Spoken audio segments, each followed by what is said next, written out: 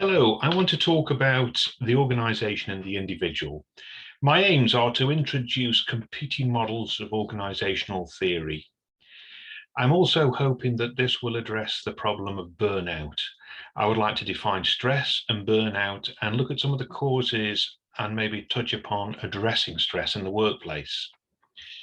We all have expectations of what our organisation's raison d'etre is and what our employers are going to do for us.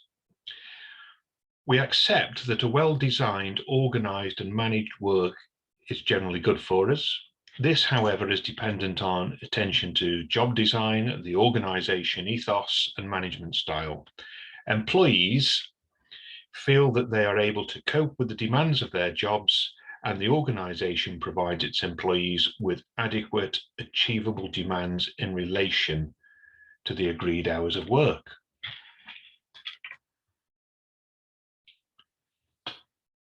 Edgar Schein, the organizational psychologist, looked at organizational culture. He stated that organizations are defined by basic assumptions that are considered valid and are taught to new members as a way to perceive, think, and feel. The symbols of culture and the physical and social environments, the values that members of the organization say they value, and a set of deeply held beliefs. Schein, in 1985, looked at organizations in the same way that an anthropologist would look at civilizations. He identified artifacts and behaviors, stating that these are any tangible, identifiable elements of an organization, which include architecture, dress code, office jokes, and other various artifacts, and that these symbols may go well beyond the walls of the organization and can be sometimes recognized by people who are not part of that organization. I mean, one has to think of the police, ambulance workers that are highly visible members of an organization to the public who are outside of that organization. Values are defined as how an organization is represented to ourselves and the workers and others, and are defined by public statements of identity, a family first mantra. On the other side of the coin, conflict occurs when values of leaders differ from tacit assumptions of employees. Assumptions are deeply embedded in the culture, taken for granted, are often unconscious and hard to recognize from within. Organizational culture is viewed as dynamic, as it emerges from complex interactions of human behavior. These circular interactions produce particular patterns which in turn confirm and influence other interactions. There are competing views of the organization held by different groups within the same organization, and these are vying for prominence. So he put forward a kind of secure realist view of organization. And again, this was Schein's 1985 work. And he said that organizations are neutral, benign, they are the bricks and mortar backdrops to practice. Power, he stated, is exercised magnanimously and responsibly. Organizations, therefore, are best understood through the rational statements about their intent. These policy or mission statements and operating procedures that members fit into organizations secure in the assumption their needs will be met in a rational and secure way. A way of trying to understand this is by the analogy of a high-end tailors in Savile Row. For example, we see the lifestyle that the tailor is trying to sell us. We're not buying a jacket. We are buying into a way of life. We are buying into, as Brian Ferry sang, the in crowd. What we don't see is what goes on behind the scenes. behind the facade. We don't see the dynamic process behind the shop front that sustains the image. We don't see a sweatshop, for example. We don't see the internecine conflict within the organization. All that is hidden from view. What we as the consumer see are the slick statements and images of what this bespoke tailoring can do for us.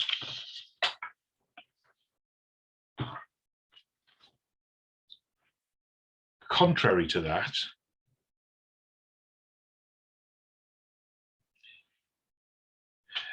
there is the social constructionist view of organizations, as illustrated by the organizational behaviorist Gareth Morgan. He felt that organizations are constructed in social psychological ways over time by members of those organizations, and in contrast to Edgar Schein, said that these ways do not always square with the rational statements of intent, and in fact went further by saying that organizations are not neutral and may be malign in impact. Power is exercised to the advantage of some groups at the expense of others. Morgan felt that the social psychology of organizations is perhaps understood through the lens of metaphor.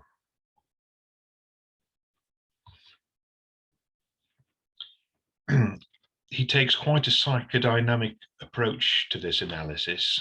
He views organizations as psychic prisons and suggests that the employees in any organization are trapped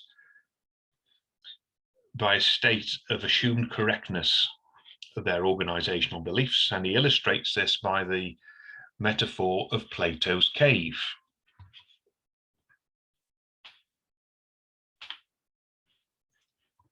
Plato's cave is an allegory that questions our perceptions of reality. A group of individuals are imprisoned in the cave from birth. They are chained, looking at a wall. There is a fire at the entrance of the cave that casts shadows on the wall, and the shadows are the reality for the prisoners of the cave. One day, one of the prisoners manages to escape. He goes out into the outside world. It's even more fantastical than he or anyone can comprehend. On his return to the cave, he is blinded by the darkness. The remaining inhabitants who did not escape do not believe him. They infer that the experiences were harmful and the returner does not make sense to them. And they do not try to leave the cave. It is too scary a concept for them to try and leave the cave and manage in the outside world. And in fact, the escapee doesn't end up well, as they find that his stories are far too scary and kill him in the end. So the psychic prisons of our construction depict the human condition as being trapped in, firstly, modes of thinking, and secondly, in the construction of perceived reality, which is imperfect, relating to the world at any time. This, in my opinion, is the very short step to some of the authoritarian regimes that we read about in dystopian literature. The novels of George Orwell spring to mind. Making this link, one is mindful of the phrase groupthink. The main issue with groupthink, or if we like to say blink of thinking processes, is we associate it with culture and tradition, and this impairs problem solving. It fosters illusions of invulnerability, especially among the higher echelons of the organization. This is prevalent in some public sector organizations. I'm thinking of the armed forces, and recently in the news we can see that the police force has fallen foul of this. Organizations in times of equilibrium can function in such a way that they are not impeded greatly by flaws inherent in their culture. However, in times of stress and pressure, these flaws in thinking can be a contributing factor to the stresses and strains of product delivery, and also inhibit the finding of solutions. In times of crisis, forces external to the organization impact on product capability. And to try and address these with a mindset that is embedded in tradition and culture does not always succeed. We have the conditions that will promote burnout.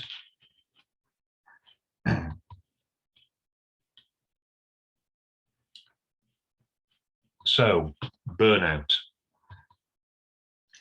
Let's examine what burnout is. It's a response to stress at work and is characterized by the following: emotional exhaustion, depersonalization, and a diminished sense of personal accomplishment that is defined by a negative self-evaluation. And that was expounded by Rager in 2005. Maslach, who is thought of as the seminal researcher into burnout, identified 6 areas that contribute to burnout: workload, control, reward, community, fairness, and values. These areas identified by Maslach would concur with the health and safety executives' causes of stress at work, who cite the following in comparison to Maslach: demands, control, support, relationships, role, and change. But before we go on to the health and safety executives' recommendations, let's just have a look at the Maslach 6 key areas one at a time. So workload, which we could equate with demands. And this is the perception that workload is beyond the individual's capacity to cope. This is a combination of internal and external factors. The internal being the individual's perception, but the external may be the design of the work. So that's an organizational issue, not an employee issue. Control. There is a real or perceived lack of control by the individual over the workload. The task dictates pace and leaves the individual little room for creativity or decision making. And reward and recognition. There is a perceived lack of recognition of the difficulties. This is before we even consider reward for the job, and suggests that people in positions of power or authority are unaware of the difficulties that the staff employees are all having. Or, even worse, they don't care. And then community. There is a real or perceived fragmented sense of community. This is what Morgan, in his book in 1997, Images of Organization, describes as one group being empowered at the expense of another, which is a source of internal friction, not only between the workforce and management, but by one area of the workforce against another. And fairness. We all like to think we're being treated fairly. Fairness is a central concept to the human condition. And a sense of injustice is a strong factor that demotivates people in general, and specifically individuals within a workforce. The above is perceived as unfair, and this generates malcontent, which inhibits problem solving. And if the organization's values conflict with the individual's values,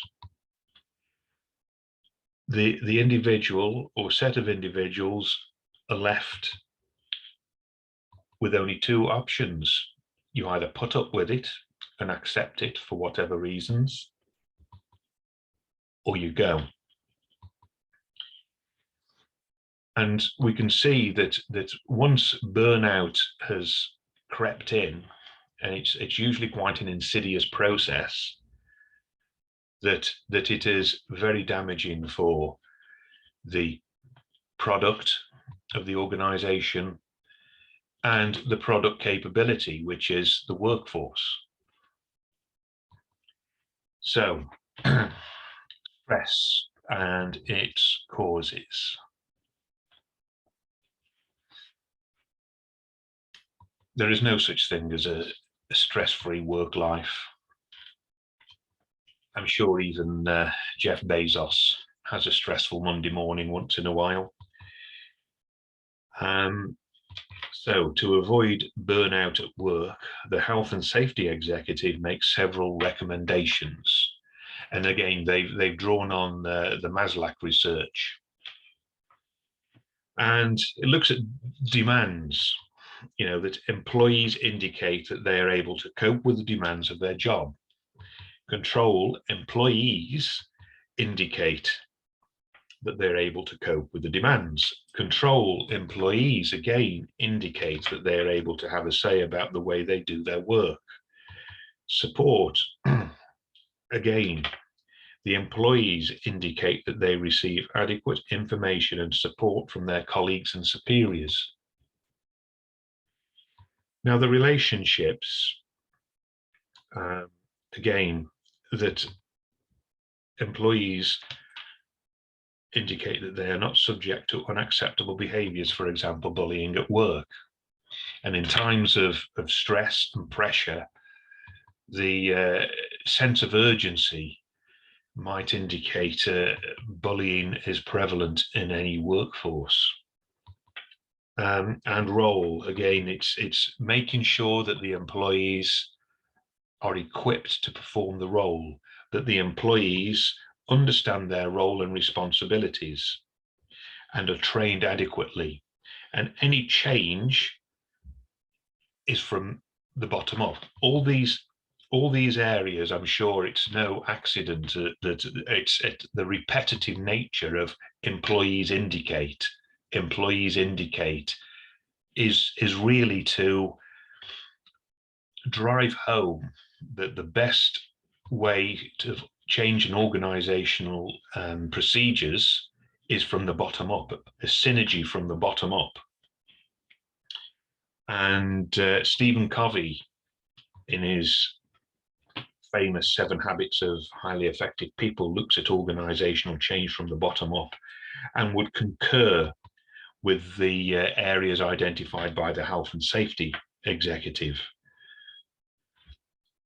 From the bottom up, including synergy with management or owners, but it is generally considered workforce generated, as these are the production capability who have an in-depth understanding of the processes down to the weeds.